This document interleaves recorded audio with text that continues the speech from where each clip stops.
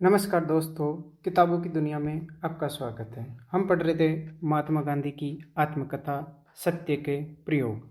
हमने पहले भाग में प्रस्तावना को पढ़ा है। अब आगे जन्म। गांधी कुटुंब जान पड़ता है पहले पंसारी का धंधा करता था, पर मेरे दादा से लगाकर 3 पीढ़ियों से तो वे दीवानगिरी करता आया है। मेरे दादा उत्तम चंद गांधी उर्फ ओथा गांधी टेके वाले आदमी रहे होंगे। दरबारी साजिशों के कारण उन्हें पोरबंदर छोड़ना पड़ा। वहां से जाकर उन्होंने जूनागढ़ राज्य का आसरा लिया। उन्होंने नवाब साहब को सलाम बाएं हाथ से किया। किसी ने इस स्पष्ट विनय का कारण पूछा तो जवाब मिला, दाहिना हाथ तो पोरबंदर को दिया जा चुका है। ओता गांधी के 2 ब्याह हुए। पहले के मर जाने पर दूसरा हुआ। पहली पत्नी से 4 लड़के थे, दूसरी से 2। अपने बचपन को याद करते हुए ये बात मेरे ख्याल में भी नहीं आती कि ये भाई सौतेले थे। इनमें 5वें करमचंद उर्फ कब्बा गांधी और अंतिम तुलसीदास गांधी थे। दोनों भाइयों ने बारी बारी से पोरबंदर की दीवानगिरी की। कब्बा गांधी मेरे पितृदेव थे। पोरबंदर का प्रधानमंत्रित्व छोड़ने के बाद वे स्थानिक कोर्ट के सभासद रहे, फिर राजकोट में और कुछ समय बीकानेर में दीवान रहे। मृत्यु के समय राजकोट दरबार के पेंशनर थे। कब्बा गांधी की 4 शादियां हुई।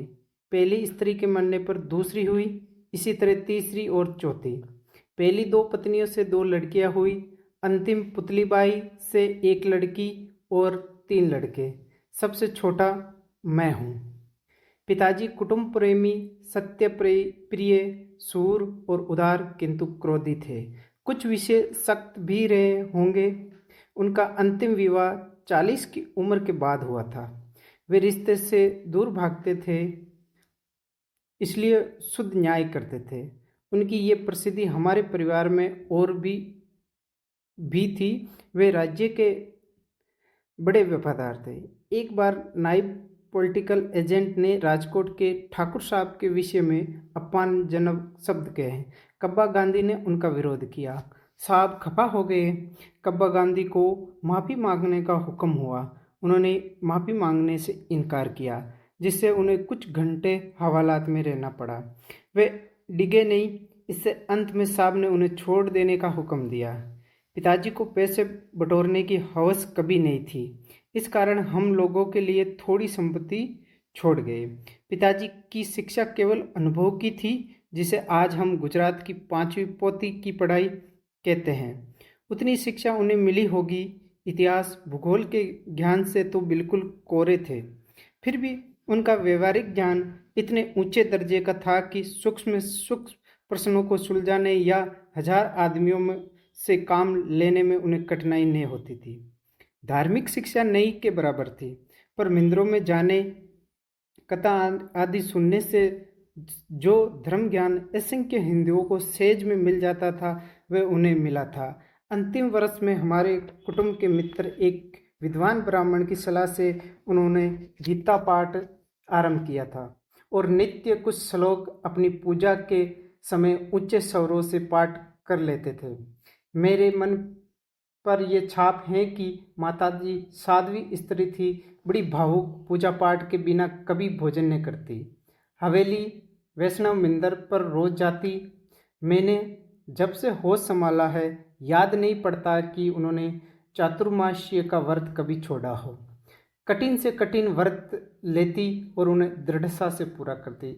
बीमार पड़ जाने पर भी लिए हुए व्रत को न छोड़ती। एक बार की बात है, मुझे याद है कि उन्होंने चंद्रायणी व्रत आरंभ किया, उनसे बीमार पड़ गई, पर व्रत ने छोड़ा। चातुर्मास्य में एक समय के भोजन का व्रत तो उनके लिए साधारण बात थी।